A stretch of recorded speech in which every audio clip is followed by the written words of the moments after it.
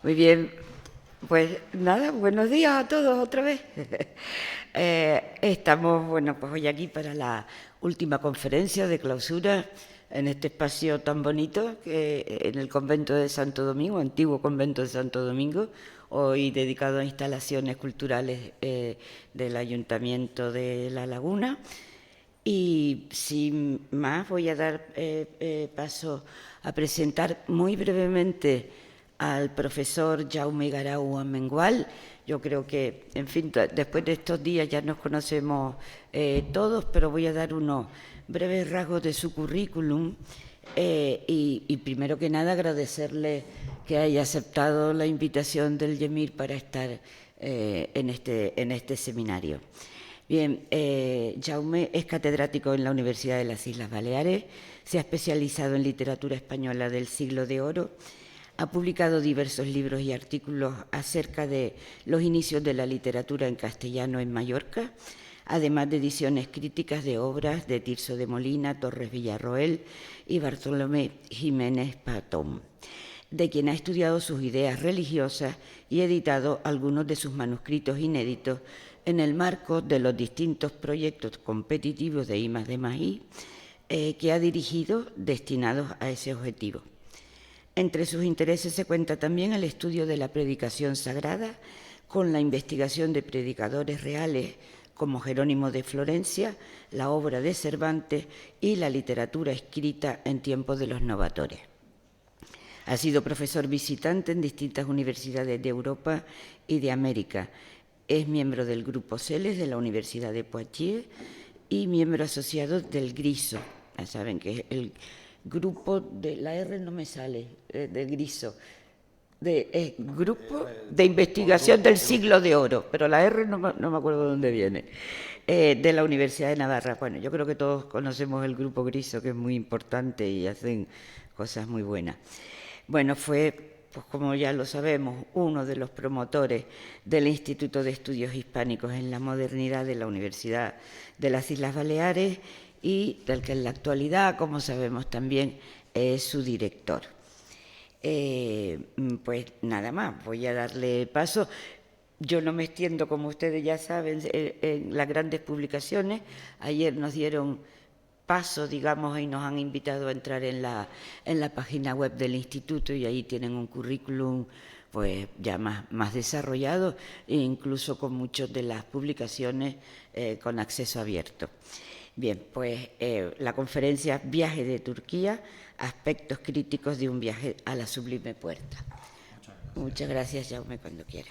No puedo empezar, evidentemente, sí, la intervención aquí ante ustedes sin reiterar mi agradecimiento tanto a la directora del instituto, la doctora Dulce González Toreste, como a todos los miembros de su organización, Kevin singular y especialmente también, por la gran cantidad de mensajes y de ayudas de todo tipo y, por supuesto, y muy especialmente porque cuando hemos llegado aquí hemos tenido una acogida magnífica, creo que es algo que es un sentir compartido por todos y estupenda, es decir, lo cual yo creo que si tuviésemos que repetir la experiencia, y creo que en general no sería difícil decir que no, ¿verdad? Que no negarnos a eso. Bien, uno de los temas que voy trabajando desde hace un tiempo es el del estudio un poco de los aspectos críticos del viaje de Turquía. Porque claro, cuando me propusieron venir aquí, pues claro, no sabía muy bien lo de la geografía imaginaria, ver cómo lo calzábamos, ¿verdad? Y esto nos ha ocurrido a varios. Entonces le propuse a la doctora Dulce González pues este tema y me dijo que estaba muy bien. Y tengo que agradecer, bueno, ese honor inmerecido, por decirlo de alguna manera, de cerrar el coloquio también, ¿no? Porque eso es así. Bien, pues yo lo que les plantearé es de esta obra tenida por Erasmista, ¿no? Durante tanto tiempo, es una obra fundamental dentro del estudio, digamos, del erasmismo español, ya desde los estudios importantísimos de Marcel Batallón en adelante, algunos elementos que, a mi juicio, demuestran o intentan demostrar que el viaje de Turquía va más allá del erasmismo. Es decir, hay que dar un paso un poquito más allá, ¿verdad?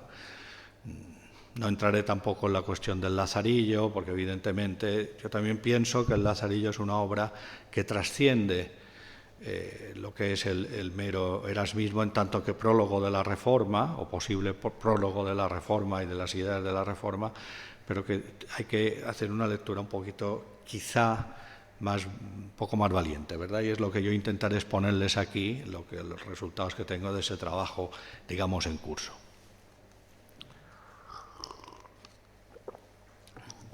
Bien, hace ya más de 3 décadas, el historiador de la cultura disidente española Carlos Gili, en una publicación sobre España y la imprenta de Basilea en el siglo XVI, dedicaba luminosas páginas a probar la decisiva influencia que sobre los exiliados religiosos españoles habían ejercido 2 intelectuales como Desiderio Erasmo y Sebastián Castellón.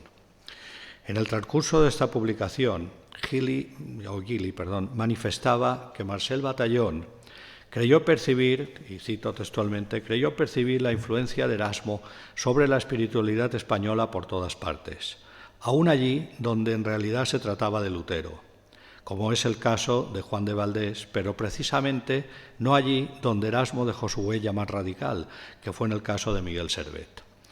Apoyándose en la gran autoridad del hispanista francés, ha sido posible durante los últimos decenios que no se hable en absoluto de protestantismo en la España del siglo XVI, o como mucho, reproducir el término siempre entrecomillado y sin ninguna excepción.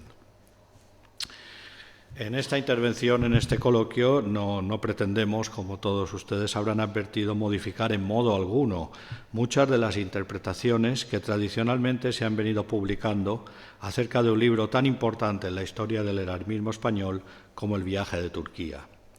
Ciertamente, el objetivo de este trabajo que les presento no es otro que intentar matizar algunos aspectos de la importante crítica religiosa, y no tendremos tiempo ni espacio para abordar la política, salvo en leves pinceladas, que aparecen en el libro, y que en algunos casos, como intentaremos demostrar, trascienden el marco estrictamente erasmista para ir más allá de esta crítica, aproximándose al pensamiento reformado.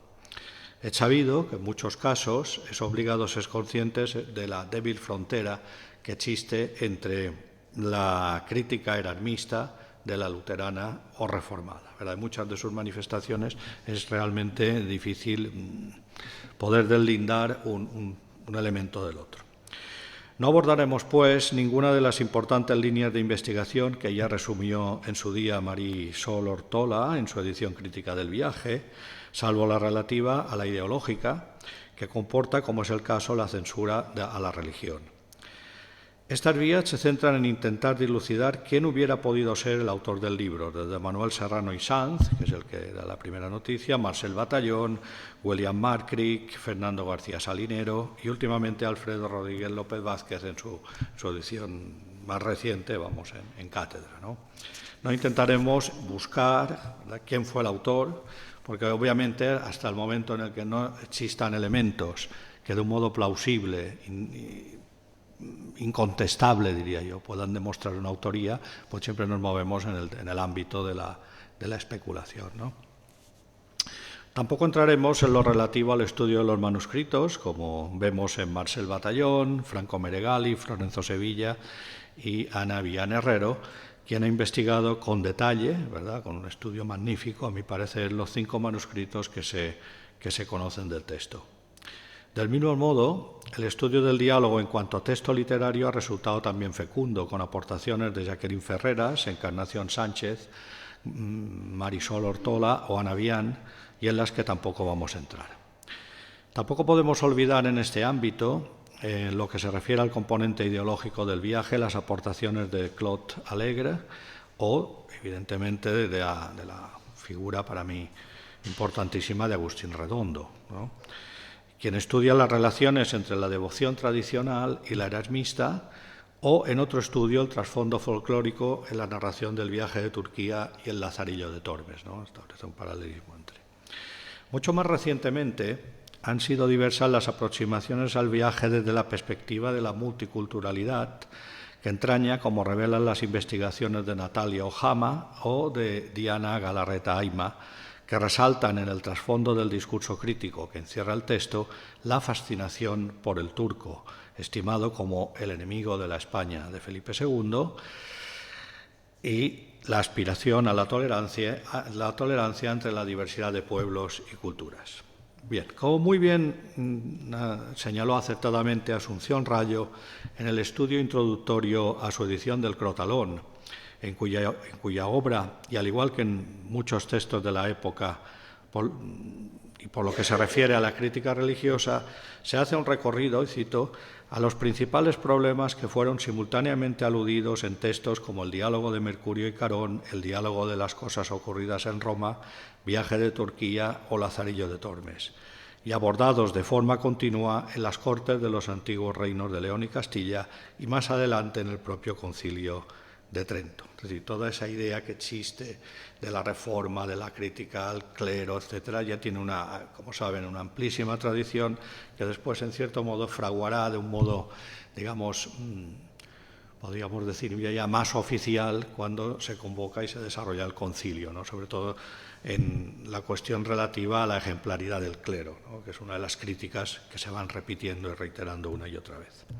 Hay, pues, como sabemos, en la literatura de inspiración erasmista, un trasfondo común de crítica a la religiosidad católica, que no pretendemos, evidentemente, descubrir aquí, sino intentar mostrar que en algunos de los pasajes del texto, en parte ya apuntados en estudios anteriores, asistimos a una mayor gradación de la denuncia de esta religiosidad, de sus estructuras o, como ya hemos dicho, de la figura poco ejemplar de los clérigos, entre otros aspectos que apuntan decididamente hacia aspectos que serán inherentes o decisivos en la reforma que iniciara Lutero en 1517, ¿verdad? Un primer punto que abordaremos es, evidentemente, como no podría ser de otra manera, el de la crítica religiosa heterodoxa. Vamos a ver esto en qué consiste, ¿no? En este caso, hace años Antonio Piñero Sáenz, en un artículo publicado en la Revista de Filología Española, en el que analizaba con detalle la presencia de la Biblia en el Viaje de Turquía, cuestionaba la opinión de Fernando García Salinero, el editor, como saben, de la misma obra, cuando éste apuntaba a un autor luterano o filoluterano. Y leo: lo que no me parece tan clara, escribía, es la etiqueta de luterano o filohereje que Salinero gusta de pegar al autor del Viaje. No aparecen en el Viaje, continúa, ninguno de los temas esenciales: la justificación, la gracia, la iglesia espiritual, sola escritura, la unión alma-Dios, la mediación de Cristo, el conocimiento religioso, etcétera, que caracterizan a los escritores españoles, como se decía en la época, picados de ese ramo de herejía. El Viaje, continúa, carece de peso teológico profundo, salvo la mención, evidentemente, a la filosofía de Cristo, como apunta muy bien. El autor no aborda ni de pasada el problema de fondo.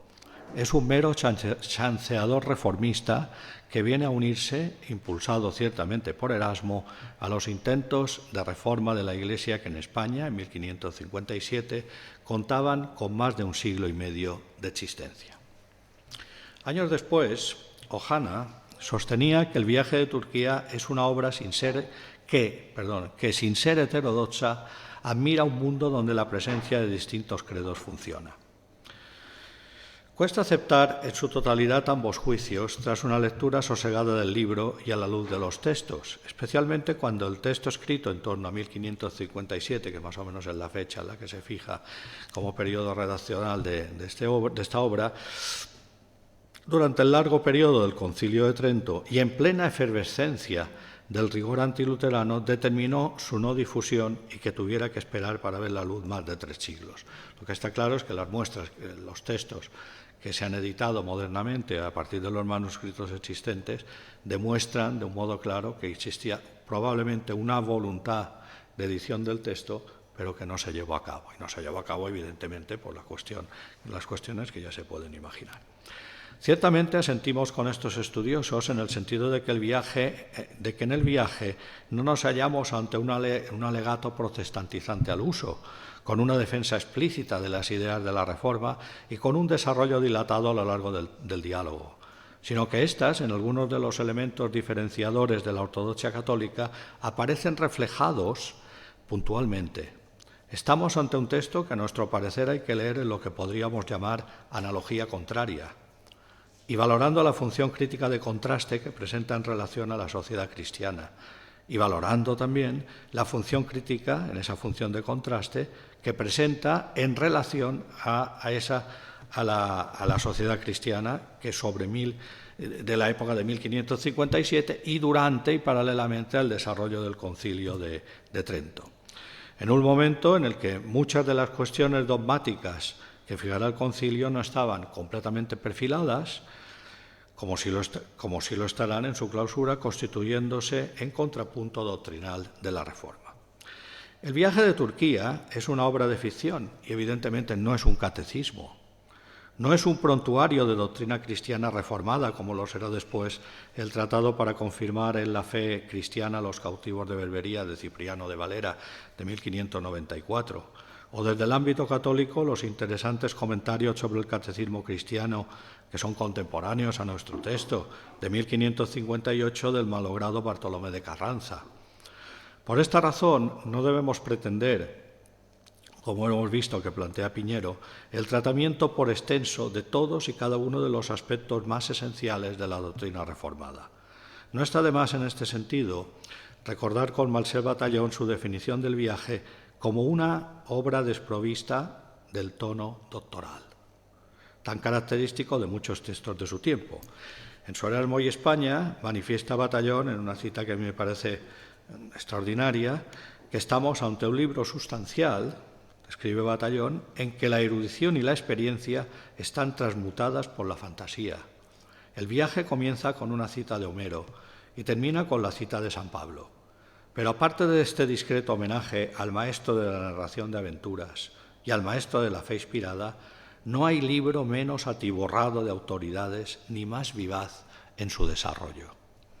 Consideramos, pues, que en una obra de ficción como ante la que estamos, es suficiente con apuntar, como hace el desconocido autor, algunas de las ideas que podríamos considerar, en las que podríamos considerar su simpatía con el movimiento reformador, y como han señalado otros estudiosos, Salinero o Rodríguez López Vázquez, entre otros.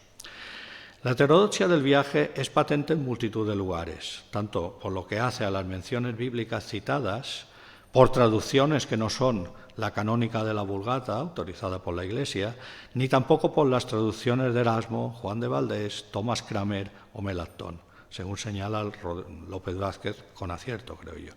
Por el contrario, como sostiene Antonio Piñero, nuestro autor siempre utiliza la edición canónica, y parece ser que esto no es así. El propio narrador aprovecha el pasaje en que refiere las peregrinaciones para denunciar el abuso de las reliquias, tan propio del movimiento erasmista y reformado, y para, a través de ellas, a través del personaje de Mátalas, que es el dialogante principal del texto, acusar a Pedro, que es otro personaje, de luterano. Dice Mátalas: pues en verdad que no falta reliquia que no tengamos en un cofrecito de marfil, solamente faltan plumas de las alas del arcángel San Gabriel. A lo que responde Pedro: esas dar con ellas en el río. Y Mátalas replica: las reliquias han de echar en el río, grandemente me habéis turbado. Mirad, no traigáis alguna punta de luterano de esas tierras extrañas. Bien, ya desde la primera conversación entre Juan y Mátalas aparece reflejada la ideología reformista que será una constante en nuestra obra. La crítica, como hemos visto, a las peregrinaciones, sobre las reliquias, sobre el clero o sobre el sacramento de la penitencia, entre otros. Por razones obvias de tiempo y espacio no analizaremos cada uno de esos aspectos porque evidentemente después de un congreso tan denso y en el que todos hemos aprendido tanto de todos ya sería excesivo y abusivo, ¿verdad? Y entonces he seleccionado algunos puntos que podrían más o menos abonar lo que intentamos defender. La primera cuestión es la relativa a los falsos pobres, que como saben es un debate que ya desde desde Vives en adelante y quizá seguramente y hasta nuestros días, evidentemente, cuando nuestros políticos debaten la cuestión de la beneficencia, del welfare en Estados Unidos o lo que siempre, el debate sigue siendo el mismo, desde hasta qué punto hay que ayudar o no ayudar, o hacer o no hacer, ¿no?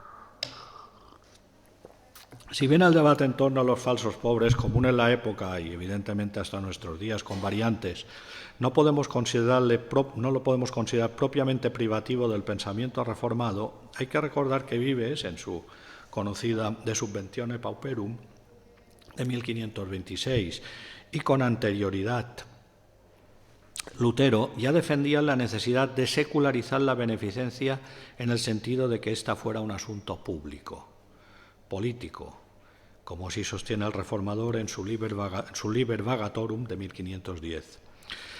Recordemos que comienza el diálogo del libro en el Camino francés, donde Mátalas denuncia a los pobres fingidos, ¿no? En tanto que abusadores de la caridad pública, y que dice textualmente que tienen en su tiempo las bolsas, leo, bien aforradas. No hay hombre de estos que en un librico no traiga por memoria todas las cofradías, aniversarios, procesiones, ledanías y fiestas particulares de pueblos para acudir a todo por su orden. Decid, por amor de mí, cuántas ferias habéis visto que en la ciudad ni en sus alrededores se hagan sin ellos. A lo que Juan replica, opinión es de algunos de nuestros teólogos que son obligados de restitución de todo lo que demandan más de para el sustentamiento de aquel día, so pena de malos cristianos. Bien, el retrato de estos pobres fingidos servirá para señalar en ellos su falta de piedad, una falta de piedad que aparece asociada con la vagancia de pueblo en pueblo, en esa itinerancia de pueblo en pueblo. A lo que Matas, por ejemplo, dice Mátalas, ellos primeramente no son naturales de ningún pueblo, y jamás vi confesar ni oír misa, ante sus voces ordinarias son a la puerta de las iglesias, en la misa mayor y en las rezadas. Hasta cuando alzan, apenas se ponen de rodillas ni miran allá. Y por supuesto, esta frialdad en la práctica religiosa de los católicos, como es general en el libro, se muestra en vivo contraste con la actitud del pueblo turco. Es de destacar que esta falta de piedad se resalta en esta cita que acabamos de leer, en el ritual de la misa, de la que Lutero y la teología protestante en general no acepta su carácter sacrificial, y concretamente en la cita se destaca el momento máximo del ritual, que es el de la consagración, el alzan, ¿no? Y que comporta la transustanciación eucarística tan poco reconocida por los reformados precisamente, y uno de los elementos centrales de la teología católica singularmente avivada durante la Contrarreforma, ¿verdad? A mí este momento del alzar me recuerda, que a veces lo he explicado en clase, aquel famoso soneto de Quevedo contra Góngora, en que le dice que es un mal sacerdote, ¿no? Le dice que en lugar de alzar para consagrar, lo que hace es alzar el naipe para hacer un envite, ¿no? Por aquello que se decía que el hombre, pues claro, a partir de la visita del obispo Pacheco, se sabe que Góngora pues se dormía por las mañanas en el coro, ¿no? Y claro, se dormía porque había estado toda la noche, parece ser, que dedicado, o no se le atribuía dedicado a este asunto, ¿no? Y es curioso en clase cuando a veces pregunto, ¿qué creen que significa alzar? ¿No? Porque el verso de Quevedo dice, alzar sí, extraña clerecía, ¿no? Y hay un silencio total, ¿no? El infinitivo del alzar como consagrar ya se ha perdido completamente, ¿no? Se ha perdido completamente, o bastante al menos, bastante. Bien, otra cuestión sustancial que aparece en el libro y que evidentemente reforzaría más si cabe el carácter reformista y un poquito más allá, o erasmista y un poquito más allá, filoluterano, sería la crítica ya tradicional de la no ejemplaridad del clero, ¿verdad? Del abuso del sacramento de la confesión y de las reliquias. Bien, es sabido de todos que la crítica a la falta de ejemplaridad del clero es una constante entre los humanistas, con Erasmo a la cabeza. Bueno, del mismo modo que critica la falta de formación del clero. Yo recuerdo en el diálogo de las cosas ocurridas, del diálogo de la doctrina cristiana, recuerdo uno de estos diálogos que aparece Antronio, un personaje que no sabe latín, ¿no? Entonces es tremenda la crítica porque no se sabe ni que expone, ni tiene una conceptualización de nada, etcétera, ¿no? Bien, con esa crítica o con ello se sigue en buena medida una tradición de raigambre medieval que continuará el 500 y que ha sido cumplidamente estudiada y que no diremos nada aquí, ¿no? Lutero y en su estela todos los reformadores no constituirán una excepción a esta tradición, al punto de continuarla y extenderla a su concepción sacramental, concretamente en relación al sacramento del orden, que no reconoce y que vincula a todo bautizado en virtud de su concepción del sacerdocio universal. En efecto, para Lutero todo bautizado es sacerdote y ministro de la palabra, en tanto que por la Escritura demuestra que todo cristiano tiene el deber de predicar. Así como ya defendíamos en un trabajo anterior, que se publicó en Criticón hace años, para Lutero el que no predica no es sacerdote, no acepta el carácter ontológico del sacerdocio y lo traslada al plano fenomenológico por el hecho de concebir el sacerdocio como una mera función, la de predicar, condicionado por el tiempo concreto de ese ministerio. Por el contrario, en el catolicismo y en virtud del sacramento del orden se es sacerdote in eternum. De ahí que se considere que el sacramento imprime carácter, al igual que el sacramento del bautismo y el de la confirmación. No se trata, en definitiva, de un simple oficio, como va a defender el reformador. Y es precisamente en virtud de este carácter, que imprime el sacramento del orden, por el que se exige en el clérigo la ejemplaridad. De modo y manera que no hay que relacionar este requisito, vinculado al predicador, como una reacción a las múltiples críticas, que hay que relacionar este requisito vinculado al predicador como una reacción a las múltiples críticas protestantes sobre el monacato y contra quienes han recibido el sacramento del orden en general.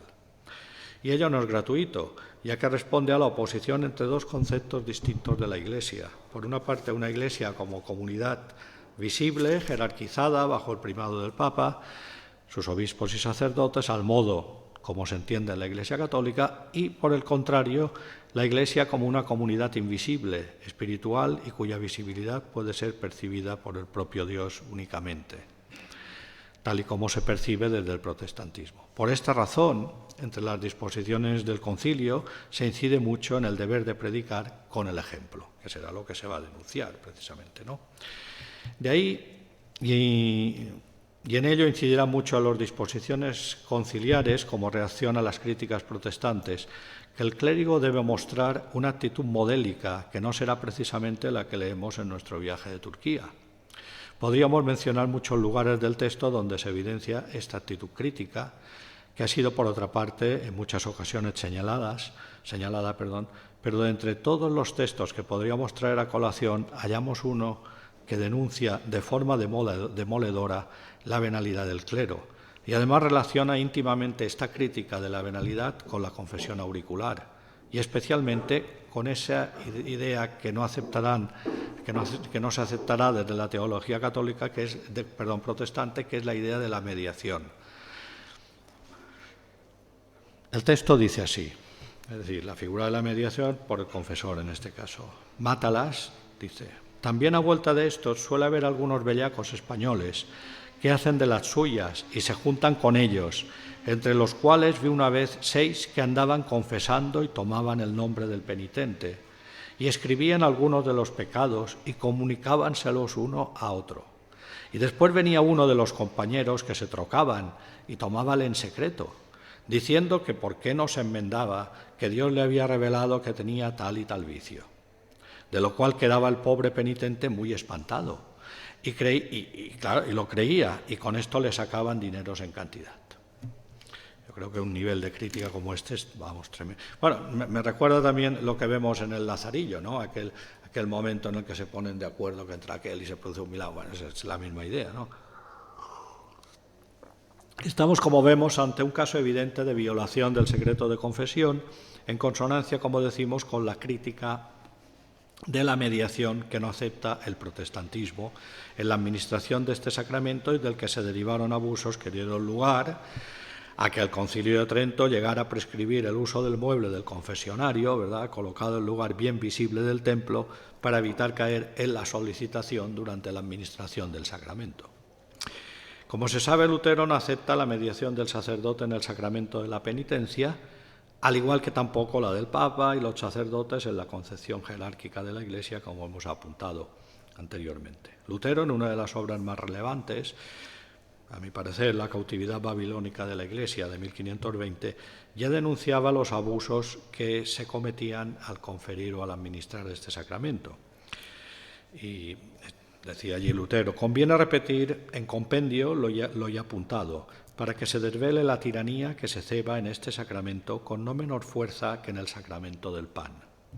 Como de estos dos sacramentos se han originado el lucro y la ganancia. La codicia de los pastores se ha abalanzado sobre las ovejas de Cristo, montando un negocio increíble. Las críticas a la administración torticera del sacramento de la penitencia, como medio de denuncia de la falta de ejemplaridad del clero, son frecuentes y podemos leerlas vinculadas también a uno de los aspectos que ya había denunciado Lutero en esta obra y que a partir de Trento consagrará el concilio. Nos referimos a la llamada reserva de casos en la absolución, a la que alude Pedro de Urdemalas en un pasaje en el que recrimina al clérigo Juan, devoto a Dios, su blandura en el ejercicio de la confesión auricular ante aquellos soplones que acudían a sus señores o a los ministros de justicia, seglares y eclesiásticos, para acusar a otros. Podríamos pensar, bajo este comentario del dialogante principal, en una denuncia velada de aquellos que acusaban a conversos de judaizar o de difundir opiniones que podían caer en la herejía o en todo tipo de actividades delictivas, como por ejemplo la especulación sobre el trigo, mencionada también en el pasaje que vamos a ver. A esta actitud condescendiente de Juan le opone la reserva de casos en la absolución, en tanto que pena que se dilata en el tiempo. De ahí que se asevere que a estos malsines, a estos soplones, yo los enviase a buscar el Papa que los absolviese. No está de más recordar aquí que esta práctica de la Iglesia de Roma está reservada para casos de una especial gravedad, como la que se denuncia, aunque esta facultad del Papa se plantea en la obra poco más adelante, cuando Pedro refiere que el bajá le toma juramento solemne ante un renegado de no huir para que se libere de ir encadenado, ya que éste no se fía del juramento de Pedro. De ahí que a la propuesta de juramento reacciona el bajá diciendo que no estaba satisfecho, porque los cristianos tenían un papa en Roma que luego los absolvía de cuantos pecados cometía en la ley de Cristo. Con lo que se realiza un comentario irónico sobre esta facultad del papa, y por ende denuncia la actitud acomodaticia de los católicos en su religión, que siempre aparece contrastada negativamente ante la de los turcos o de los cristianos griegos. Ya al comienzo de la obra, con la descripción de Juan y de Mátalas de la peregrinación del camino francés, esta se presenta como un abuso en una práctica por la que se obtiene dinero, peculio, entre otros aspectos. Tales críticas suponen una apuesta en favor de la religiosidad interior, defendida por Erasmo, y por un énfasis en el valor de la fe frente a la importancia secundaria de las obras, propio de la teología luterana. Es fácil en este sentido documentar en el viaje este punto de vista. Así comentamos a continuación un pasaje, o comentaremos, bastante representativo de lo que vamos afirmando. Es aquel en el que tanto Mátalas como Pedro dialogan sobre la importancia de una religiosidad interior y particularmente cristocéntrica y enraizada en la fe, frente a las obras que pueden comprobar o que pueden comportar las peregrinaciones o el culto a las reliquias, que, como se sabe, estas últimas eran, en muchos casos, y así se denuncia aquí, apócrifas. Dice Mátalas: si no fuese porque favorecéis a los de vuestro oficio, no os dejaría de preguntar qué tanto mérito es ir en romería, porque, para decir la verdad, no la tengo por la obra más pía de todas. A lo que responde Pedro: por eso no dejaré de decir lo que siento, porque mi romería va por otros nortes. La romería de ir a Jerusalén, salvo el mejor juicio, tengo más por incredulidad que por santidad. Porque yo tengo de fe que Cristo fue crucificado en el monte Calvario, y fue muerto y sepultado, y que le abrieron el costado con una lanza, y con todo lo demás que la Iglesia cree y confiesa. Pues no tengo yo de pensar que el monte Calvario es un monte como otros, y la lanza como otras, y la cruz que era entonces en uso como ahora la horca, y que todo esto por sí no es nada, sino Cristo que padeció. Luego, si hubiese tantas Jerusalenes y tantas cruces y lanzas y reliquias como estrellas en el cielo y arenas en la mar, todas ellas no valdrían tanto como una mínima parte de la hostia consagrada en la cual se encierra el que hizo los cielos y la tierra. Debemos observar en este pasaje que no es gratuita la lección de la referencia a la lanzada, en tanto que supone, o que siempre se ha interpretado así, como el momento del nacimiento de la gracia y transmisión de los méritos de Cristo, por cuya agua y sangre vertida se simboliza el perdón divino a los hombres de la nueva alianza, según refiere el Evangelio de San Juan. Bien, no queremos extendernos en estos puntos conocidos de todos, pero hay que recordar que fue la crítica a las falsas reliquias, uno de los aspectos más ridiculizados por los humanistas. La descripción de la estancia de Pedro entre los cristianos griegos sirve también para satirizar muchos de los preceptos de la Iglesia romana, como el del celibato, no sujeto en esta Iglesia a voto alguno, como tampoco entre los reformados. En el diálogo entre los personajes se cuestiona en clave satírica esta cuestión. Como señala Rodríguez López Vázquez en una nota a su edición, se refleja en el pasaje una situación parecida al amancebamiento del arcipreste de San Salvador del Lazarillo de Tormes. Comienza Mátalas el diálogo. Esto de casados, los clérigos me decid, ¿cómo casados? ¿Qué cosa es casados? Y Pedro le responde, no os tengo dicho que se vive allí a la apostólica, y no están debajo de nuestra Iglesia romana. Cada clérigo se llama papa, el papa Juan, el papa Nicola y su mujer, la paparia. A lo que replica Mátalas, ¿cómo se holgará Juan devoto a Dios que acá se usase eso? Digo, a ley de bendición, que sin ley y a maldición de las de pan y cuchillo no falta por la gracia de Dios. 3 veces ha parido la señora después que vos faltáis. Tremendo. Juan responde, para estas que yo sepa de aquí adelante de quien me he de guardar, a lo que replica Mátalas, no tenéis por qué os picar más vos que los otros, que yo no dije sino de los clérigos y teólogos de acá en comparación de los otros de allá. Otro aspecto importante que aparece en la obra, o uno de los aspectos que creo que habría que resaltar, es el relativo a la unión de religión y trabajo. Es decir, hay que tener en cuenta el aspecto referido a todo lo que tiene que ver al beneficio eclesiástico, al abuso del beneficio, ¿no? Que hay un debate en la época bastante señalada, que fue objeto de tantos debates ya en su tiempo y que fue motivo de planteamientos restrictivos debido a su acumulación en pocas manos. Hay que recordar en este sentido el texto casi contemporáneo a nuestro viaje de Martín de Azpilcueta, mi querido autor del Manual de Confesores y Penitentes, del que siempre recuerdo que uno de los pecados posibles, y eso conviene que lo tengamos todos muy presentes, es que describe cómo pecar en una oposición a cátedra. Es decir, que eso ya viene de antiguo. No importa esperar al Torres Villarroel, que al final de su vida, ¿verdad?, nos cuenta que se va a jubilar y que sabe que varios doctores se han presentado a la plaza, ¿verdad?, y que él ha escrito y ha dicho, bueno, todos estos doctores son muy dignos, tal, pero aquí está mi sobrino, que lo escribe Torres, No importa que creo que me explaye más en este asunto, que creo que es algo muy, muy conocido de todos, por decirlo de alguna manera. Bien, Martín de Azpilcueta tiene un tratado, que es un autor muy interesante a mi parecer, tratado de las rentas de los beneficios eclesiásticos, para saber en qué se han de gastar y a quién se han de dar. Es un libro de 1566, más o menos en torno a la época de la redacción de nuestro texto, y que es muy representativo de esa situación del abuso del beneficio, ¿no?, de todo lo que es el beneficio. Sin duda, esos abusos en la percepción de rentas eclesiásticas redundaban en la visión negativa del carácter ejemplar del clero, que tantas veces se denunciaba en los textos humanistas y por el que apostó decididamente el Concilio de Trento. En nuestro texto aparece reflejada esta cuestión. Así, Juan pregunta a Pedro si en la Iglesia griega los obispos disfrutan de elevadas rentas, a lo que responde Pedro. Dice que solo las que les basta para servir a Dios, 200 o 300 ducados el que más, y llámanse metropolitas. Los obispados, como en rentas, son también pequeños en jurisdicción. A lo que Juan pregunta, ¿y los clérigos qué renta tienen? ¿Hay canonicatos o dignidades como acá.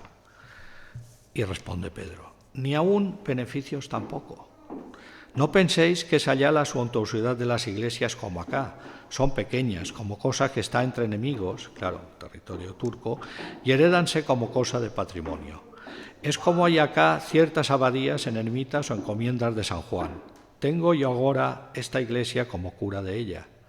Tomo 4 o 6 papas que me ayuden y parto con ellos la ganancia toda. Que los parroquianos me dieren que es harta miseria, si no tienen otras cosas de que sustentar, así el cura como los otros. Como señala Marisol Ortola en un artículo en el que analiza la tendencia utópica de nuestra obra, y cito: Pedro de Urdemalas hace el retrato del turco virtuoso, trabajador, fiel a un señor, modelo de virtud, prudencia y sabiduría.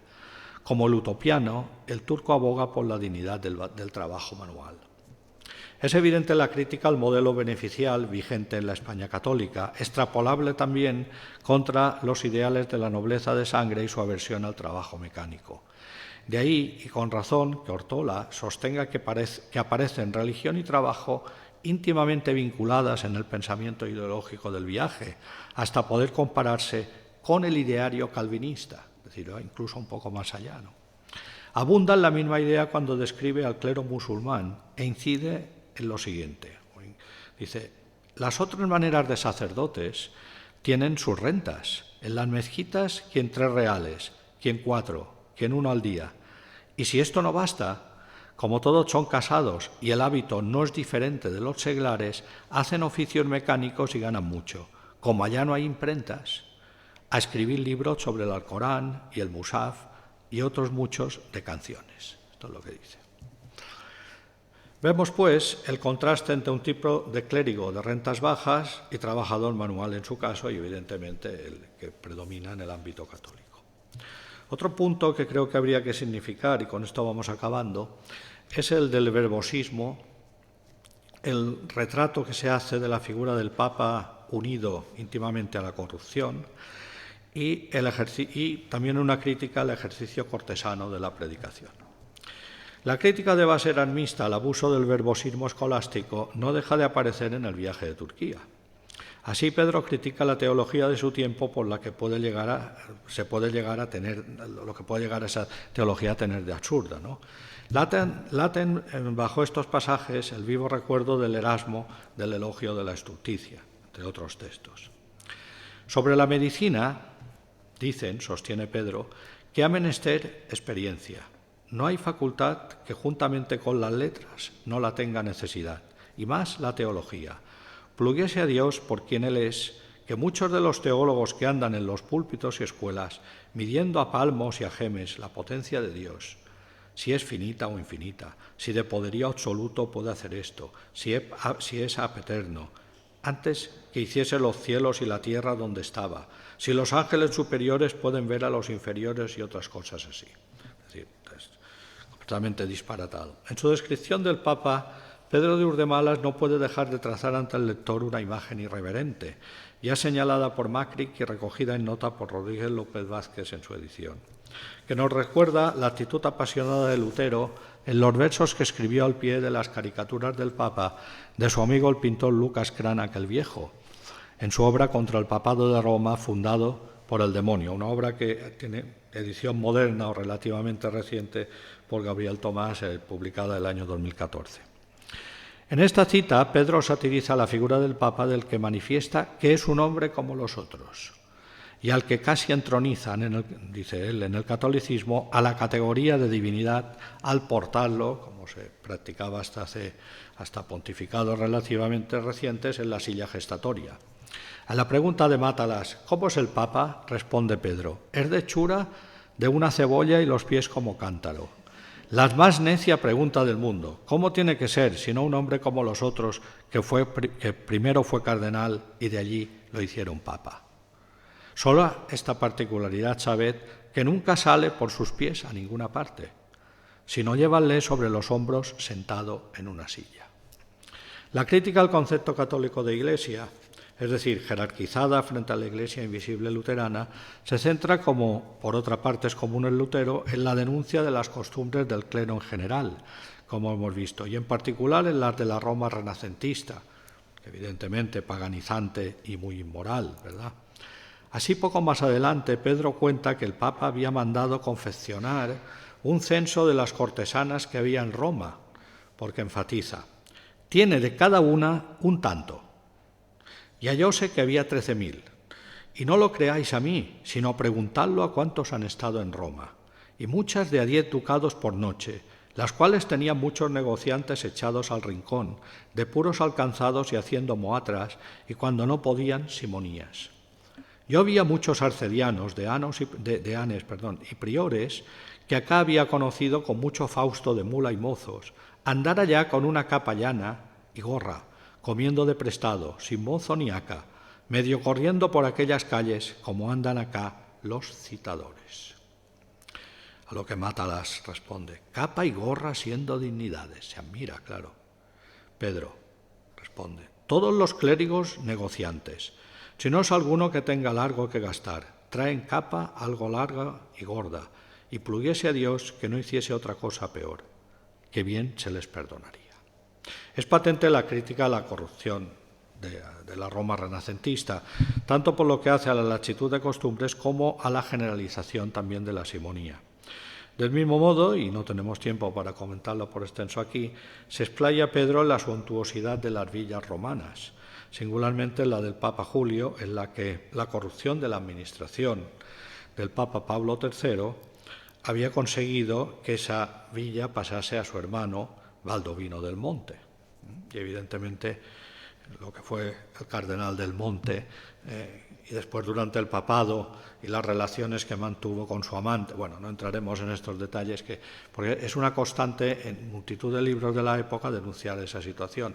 Se ve, pues yo recuerdo por ejemplo el Persiles de Cervantes, cuando describe Roma, la cuestión de la corrupción, de la prostitución, es algo tremendo, ¿no?